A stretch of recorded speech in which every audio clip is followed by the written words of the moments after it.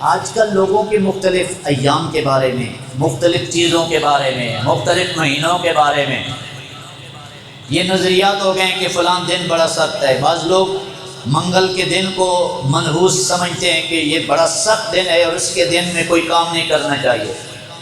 بعض لوگوں کے تو یہ بھی نظریات ہیں، اور مسلمانوں کے، کہ اس دن میں کوئی بھی کام نہیں کرنا چاہیے، منگل والے دن کام کرو تو بے برکتی والا دن ہے معاذ اللہ۔ اس طرح کے نظریات۔ بعض لوگوں کا خیال یہ ہے کہ فلاں مہینے بڑے سخت ہیں، جس طرح ماہ صفر المظفر کے بارے میں اکثر و بیشتر لوگوں کے اور پڑھے لکھے لوگوں کے نظریات باطل ہو گئے ہیں۔ اب دیکھیں مہینے سارے خدا کے ہیں، یہ ایک الگ میٹر ہے کہ اللہ کریم نے مختلف مہینوں کو عظمتوں سے نوازا ہے۔ ظاہری بات ہے رمضان کی اپنی برکتیں ہیں، ماہ ربیع النور شریف کی اپنی عظمت ہے، محرم کا اپنا وقار ہے۔ یہ الگ الگ اللہ نے مہینوں کو عظمتیں ضرور دی ہیں، لیکن کسی مہینے کی بے توقیری نہیں کی میرے رب نے کہ فلاں مہینہ صحیح نہیں ہے۔ دیکھو سارے مہینوں کی تخلیق کرنے والا کون ہے؟ بولیے رب۔ کون ہے؟ رب۔ تو مجھے بتاؤ جس چیز کو بنایا خدا نے ہے، اس کے بارے میں بھی کوئی کہہ سکتا ہے کہ خدا نے صحیح نہیں بنایا ہوگا؟ اس لیے یہ ذہن میں رکھیے گا، کوئی مہینہ سخت بھی نہیں ہے، کوئی مہینہ بے برکتی والا بھی نہیں ہے۔ معاذ اللہ یہ نسبت کس طرف چلی جاتی ہے؟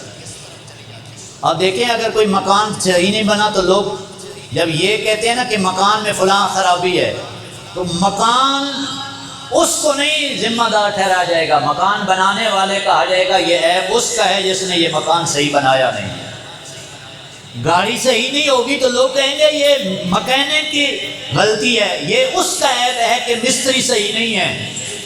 جس چیز کو بنانے والے جو چیز بنائی ہے اس کا ذمہ دار وہی ہوتا ہے۔ مجھے بتاؤ کائنات کو بنانے والا خدا ہے، سارے سال کے 12 مہینوں کو بنانے والا کون ہے؟ خدا ہے۔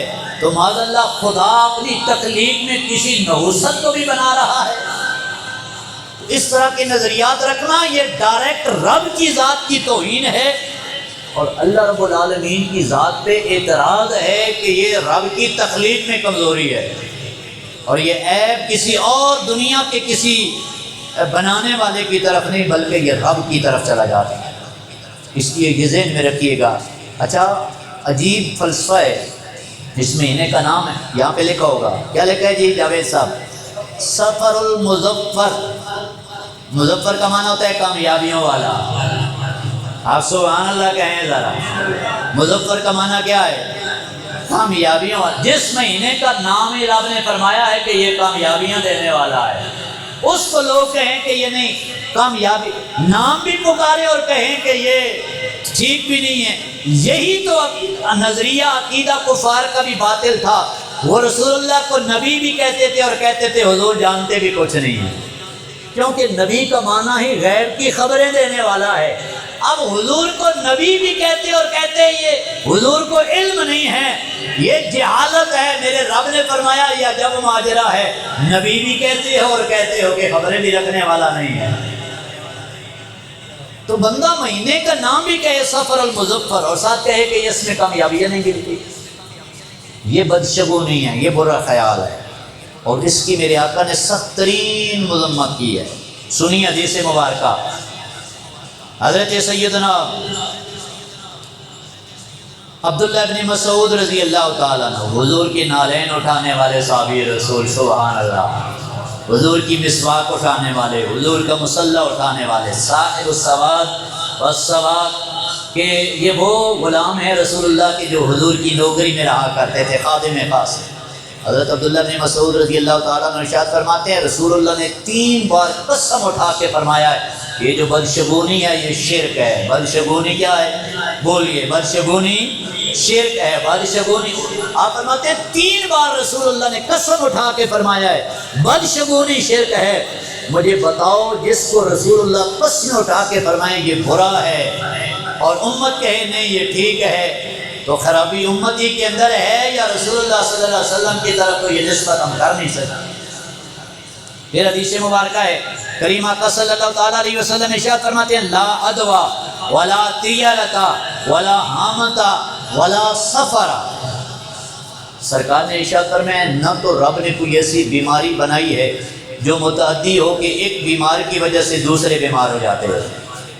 یہ ضمانت کون دے رہا ہے؟ حضور کی ذات پہ جن کو یقین ہے سبحان اللہ کہہ رہا ہے۔ ضمانت کون دے رہا ہے؟ رب کا محبوب دے رہا۔ فرمایا یہ کلیئر کٹ بات ہے اور یہ سارے ستہ کی کتابوں میں روایت موجود ہے۔ حضور فرماتے ہیں کوئی بیماری رب نے ایسی نہیں بنائی جو ایک کی وجہ سے دوسری کو لگتی ہو۔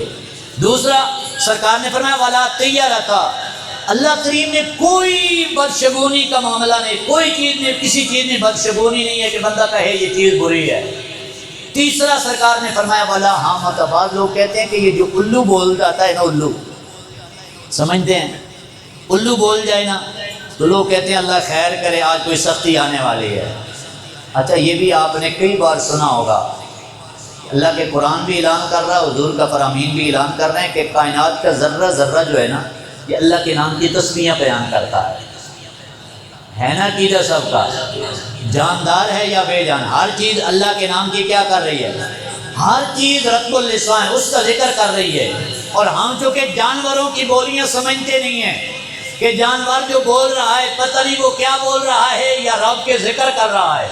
اب مجھے بتاؤ جس کے بارے میں ہمیں تعارف نہیں، اس کے بولنے کے بارے میں ہم کہیں کہ یہ جو بول رہا ہے یہ بدبخت ہے، اوے اللہ کے بندے خیال سے بولا کر، جس کو بولنے کو ہم بدبخت کہہ رہے ہیں ہو سکتا ہے وہ رب کا نام کا ذکر کر رہا ہو۔ حضور فرما رہے ہیں نا ولا حامتا، الو کے بولنے میں کوئی بدبختی نہیں ہے۔ اس لیے یہ ذہن میں رکھنا یہ دونوں چیزیں کہ ہر چیز رب کا ذکر کرتی ہے، جس کو ہم برا کہہ رہے ہیں تو مجھے بتاؤ کوئی اللہ کا ذکر کو برا کہہ سکتا ہے؟ اس لیے گفتگو کرتے ہوئے ان لفظوں پر غور کیا کریں کہ ہم کیا کہہ رہے ہیں۔ چوتھی چیز سرکار نے فرمایا والا سفرا، جس مہینے سفر کو تم برا کہتے ہو وہ برا نہیں ہے، وہ رب نے تو کامیابیاں بنانے والا بنا کر بھیجا ہے۔ یہ چار چیزیں ایک روایت میں سرکار دو عالم صلی اللہ تعالیٰ علیہ وسلم نے بیان فرمائی ہے۔